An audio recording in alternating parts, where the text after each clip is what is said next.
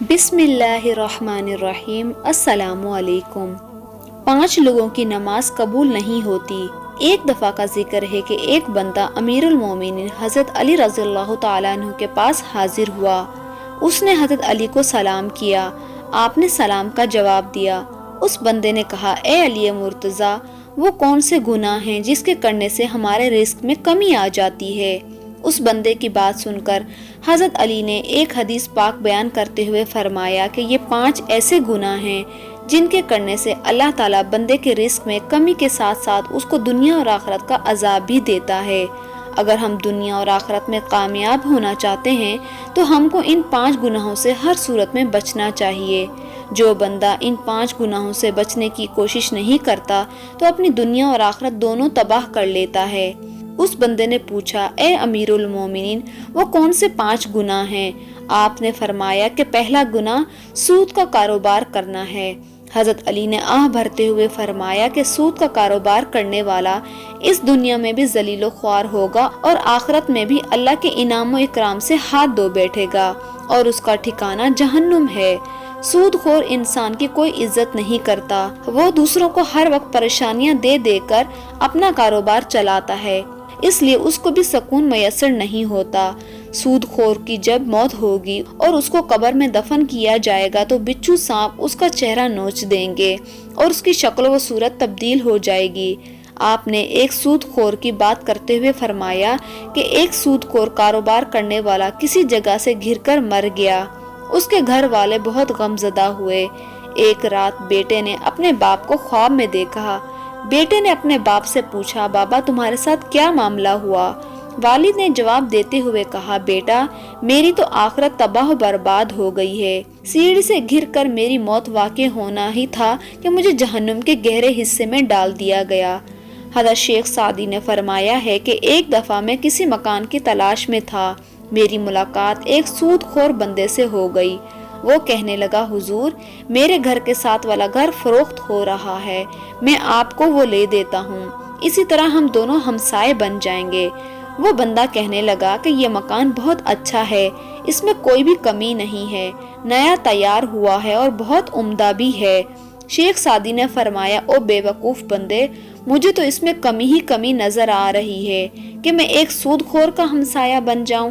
اس سے برا اور کیا ہو سکتا ہے کہ انسان کسی سود خور کا پڑوسی بن جائے۔ اگر ایسا مکان مجھے کوئی مفت میں بھی دے تو میں ایسا مکان لینے کو تیار نہیں ہوں گا، اور اگر تم چاہتے ہو کہ میں دنیا میں خوشی سے زندگی گزاروں اور لوگ میری عزت کریں تو سود کا کاروبار کبھی مت کرنا۔ حضرت علی نے فرمایا کہ دوسرا بڑا گناہ یہ ہے کہ کسی کی بیٹی پر تہمت لگانا۔ اللہ تعالیٰ کا فرمان ہے کہ جو کوئی نیک عورت پر تہمت لگاتا ہے اس کی دنیا اور آخرت تباہ و برباد ہو جاتی ہے، اور فرمایا کہ تم کسی کی بیٹی سے شادی نہیں کر سکتے تو اس پر تہمت مت لگاؤ۔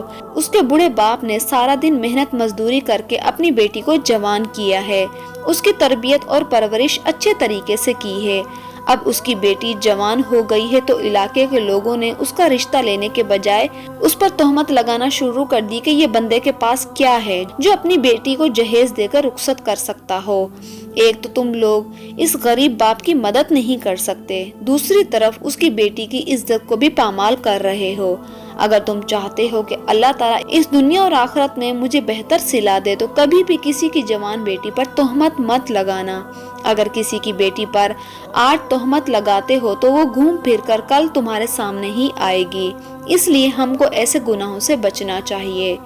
تیسرا گناہ یہ ہے کہ یتیم بچے کا مال کھانا۔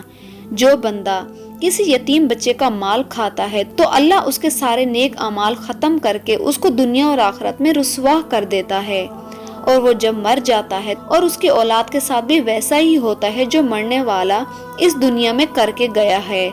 ہمیں چاہیے کہ یتیم بچے کے سر پر ہاتھ رکھیں کہ بیٹا فکر مت کرو، جس چیز کی ضرورت ہے مجھ سے لے لینا۔ ہمارے نبی صلی اللہ علیہ وآلہ وسلم نے فرمایا کہ قیامت کے دن میں اور یتیم کی کفالت کرنے والا ایسے ہوں گے جیسے ہاتھوں کی 2 انگلیاں آپس میں قریب قریب ہیں۔ چوتھا گناہ شرک کرنا ہے۔ اللہ تعالیٰ کے سوا کسی اور کو خدا ماننا سب سے بڑا گناہ اور شرک ہے۔ اللہ تعالیٰ کا فرمان ہے کہ اگر میں چاہوں تو میں سارے گناہوں کو معاف کر دوں، مگر شرک کرنے والے کو کبھی معاف نہیں کروں گا۔ حضرت علی رضی اللہ تعالیٰ عنہ نے 5واں گناہ جادو کو کہا ہے کہ جو بھی کوئی کسی پر جادو ٹونا کرتا ہے اس بندے کو نقصان پہنچے۔ آپ نے فرماتے ہوئے کہا کہ جادوگر کا کھانا پینا بھی حرام ہوتا ہے۔ جادوگر کے بارے میں بیان کرتے ہوئے آپ نے یہ فرمایا، جادوگر دائرہ اسلام سے فارغ ہو جاتا ہے اور وہ کفر کرتا ہے۔ جادوگر اگر کسی پر جادو کرتا ہے تو وہ ایک نہ ایک دن گھوم پھر کر جادو اس پر ہی الٹا پڑ جاتا ہے۔ اگر آپ دنیا اور آخرت کو بہتر بنانا چاہتے ہیں تو ایسے خطرناک گناہ کبھی نہ کریں۔ یہ 5 گناہ ایسے گناہ ہیں جن کے کرنے سے انسان اپنے اللہ کو ناراض کر لیتا ہے۔ جب اللہ تعالیٰ ناراض ہو جاتا ہے تو اس بندے کی دنیا اور آخرت دونوں ختم ہو جاتی ہے اور وہ ذلیل و خوار ہو کر رہ جاتا ہے۔ ان گناہوں کو کرنے والے کا انجام صرف جہنم ہے۔ ہمیں چاہیے کہ ہم ایسے گناہوں سے دور رہیں تاکہ اللہ تعالیٰ ہم پر اپنا کرم نازل فرمائے۔ اللہ تعالیٰ سے دعا ہے کہ ہم کو ان 5 گناہوں سے دور رہنے کی توفیق عطا فرمائے۔ آمین۔